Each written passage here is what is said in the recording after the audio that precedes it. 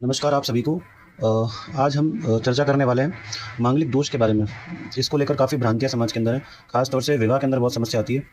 तो हम देखेंगे कि मांगलिक दोष क्या है, क्यों इतना प्रचलित है और क्या-क्या परेशानियाँ हैं इससे संबंधित। इस पर हम आज अपनी चर्चा करेंगे। क्यों विवाह के समय ही मांगलिक दोष देखा जाता है सिर्फ? जनरली हम ये मानते हैं, मैंने इनको रंग कर दिया है, तो आप इसे समझ सकते हैं कि यदि मंगल यहाँ बैठा है, यहाँ बैठा है, यहाँ बैठा है, इस स्थान में बैठा है और इस स्थान में बैठा है। ये 5 स्थान ऐसे हैं जहाँ मांगलिक दोष की संज्ञा दी जाती है, ठीक है? और ये भाव है कुंडली के, जैसे ये प्रथम भाव है, ये 2 है, ये 3 है, ये 4 है, ये 5 है, ये 6 है, ये 7 है, ये 8वां भाव है, ये 9वां है, ये 10 है, ये 11 है और ये 12 है। ये जो स्थान है ये पति और पत्नी का है, ठीक है? अब जब भी यहाँ मंगल बैठेगा, मंगल की दृष्टियाँ हैं जो है ना, मंगल को कुछ दृष्टियाँ प्राप्त हैं। मंगल की दृष्टि है जहाँ पर बैठा है वहाँ तो ऑब्वियसली प्रभाव रहेगा ही उसका।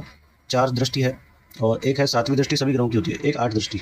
ये 4 जगह उसका प्रभाव रहता है। जैसे सपोज़ यहाँ मंगल बैठ गया तो 1, 2, 3 और ये 4 इधर दृष्टि रहेगी उसकी, ठीक है? एक दृष्टि सप्तम इधर रहेगी और एक दृष्टि अष्टम इधर रहेगी। तो ऑब्वियसली पति पत्नी स्थान पर इसका प्रभाव है, इसलिए इसको इस तरीके से देखा जाता है। समझ रहे हैं ना आप?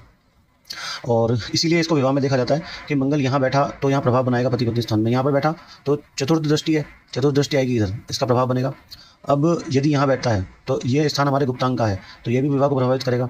और यदि यहाँ बैठता है, 12वें स्थान में मंगल बैठता है, तो यहाँ से सप्तम तो देखेगा इधर बिल्कुल सामने और अष्टम देखेगा इधर, फिर से वही मैरिज लाइफ को इन्फेक्ट करें, कहीं ना कहीं इम्पैक्ट डालेगा अपना। इसलिए मांगलिक दोष को सीधा विवाह में ही देखा जाता है। अब हम अपने आगे के विषय पर चलते हैं कि क्या सिर्फ मांगलिक दोष यहीं तक देखने से समाप्त है या इसके आगे भी कोई बात है जो करनी चाहिए हमें।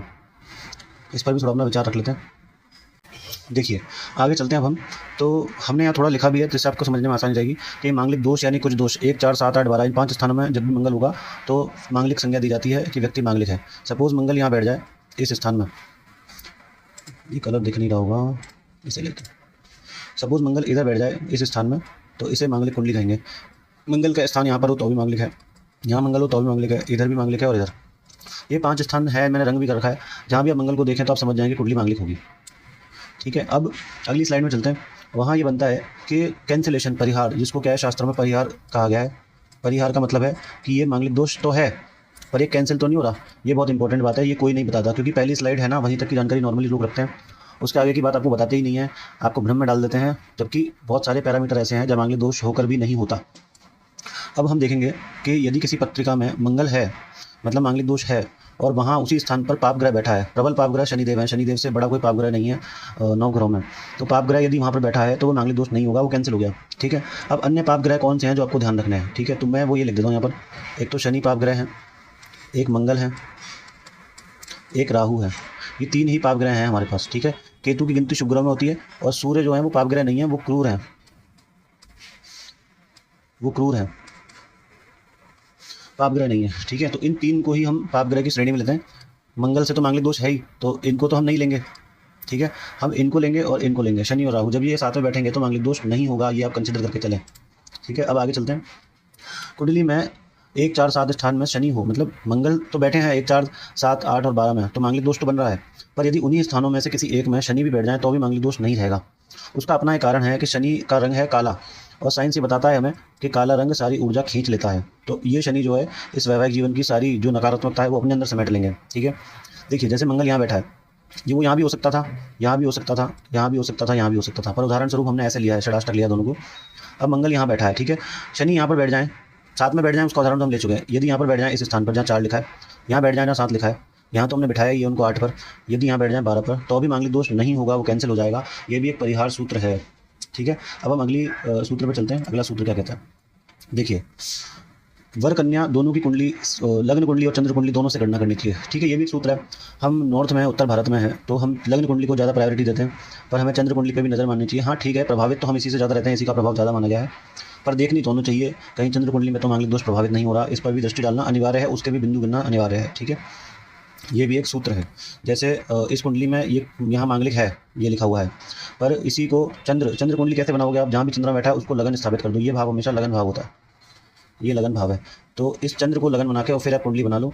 तो ये कुंडली यहाँ से तो मांगलिक है, पर चंद्र कुंडली से ये मांगलिक नहीं है, यहाँ से मांगलिक हो रहा है पर यहाँ से नहीं है, ऐसा आप समझें, ठीक है? दोनों से ही गणना हमें करनी होगी।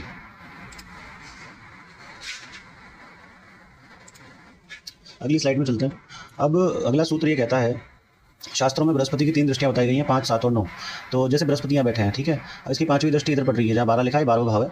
7वीं दृष्टि सामने वाले घर पर पड़ेगी, द्वितीय भाव पर, और 9वीं दृष्टि पड़ेगी इधर, तो इस भाव पर भी पड़ेगी, और यहाँ कोई ग्रह बैठा है तो उस पर भी पड़ेगी। मैंने बताया, मैंने रंग कर रखा है, मंगल जहाँ भी बैठेगा इन स्थानों पर जहाँ रंग किया हुआ है, तो वह मांगलिक संरचना बनेगी।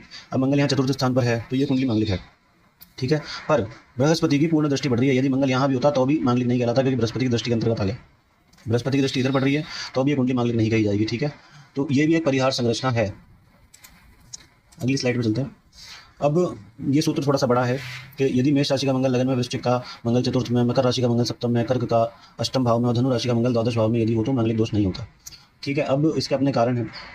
देखो, ये उदाहरण लिया मैंने कुंडली का। इस कुंडली में ये मेष लगन की बना दी है कुंडली, ठीक है। लगन भाव मैंने बताया आपको, हमेशा ये लगन भाव होगा। यहाँ पर मेष लगन है और यहाँ मंगल अपनी ही राशि में है, तो ये भी मांगलिक नहीं कहलाएंगे, ठीक है। अब दूसरी कुंडली मैंने बनाई है सिंह लगन की। यहाँ पर चतुर्थ भाव में वृश्चिक राशि होती है, और वृश्चिक राशि का जो मंगल है चतुर्थ भाव में, यहाँ जब भी आप देखो मंगल 8 और ये वाला भाव चतुर्थ, तो भी मांगलिक दोष नहीं होगा, ये नगण्य माना जाएगा, कैंसिल है। ये कर्क लगन की कुंडली है, यहाँ सप्तम भाव में मंगल है, उच्च अवस्था में है, इसको भी मांगलिक नहीं कहेंगे, क्योंकि ये मकर राशि का मंगल है और सूत्र हमारा कह रहा है ये मकर राशि का मंगल सप्तम भाव में, यहाँ सप्तम भाव में मांगलिक दोष नहीं देगा। अब उन्हें धनु लगन की कुंडली बनाई है। धनु लगन पर अष्टम भाव में जब मंगल बैठता है तो भी मांगलिक दोष नहीं होगा।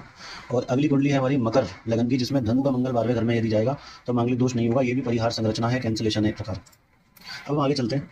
यदि मंगल की स्थिति वक्रीय है, मंगल वक्रीय है, जनरली क्या होता है कि जब भी ग्रह वक्रीय होता है तो उसके आगे ऐसे लिखा रहेगा, एक स्टार बना रहेगा ऊपर, तो आप समझ जाए वो वक्रीय है। ऐसा सिंबल बना रहता है तो ये अस्त है, ठीक है। अब वक्रीय होगा मंगल या नीच का होगा। नीच किस पर होता है? कर्क राशि पर। जहाँ 4 लिखा होगा और वहाँ मंगल बैठा है तो वो मंगल नीच का है, वो भी मांगलिक दोष नहीं देगा। शत्रु राशि का मंगल, मंगल के शत्रु कौन है? मंगल के प्रबल शत्रु हैं बुध, ठीक है। और बुध की राशि कौन सी है? 3 और 6, मिथुन और कन्या, ये 2 राशियाँ हैं, मिथुन कन्या। इन राशि में अगर मंगल बैठता है तो भी मांगलिक दोष नहीं देगा। तो शत्रु राशि का मंगल हो, अस्त हो, नीच हो, वक्रीय हो, इस अवस्था में मंगल दोष नहीं देगा। ये आप सुन लीजिए, समझ लीजिए, ये शास्त्र विवेचन है, मैं अपनी मनगढ़ंत कोई कहानी नहीं बना रहा हूँ। तो ये था मंगल के बारे में, मांगलिक दोष के बारे में, जितने भ्रम समाज में फैले हुए हैं उसे दूर करने के लिए हमारा एक प्रयास। आपको अच्छा लगा हो तो लाइक कीजिए वीडियो को और चैनल को सब्सक्राइब जरूर करें। आप सभी का धन्यवाद हमें अभी तक सुनने के लिए।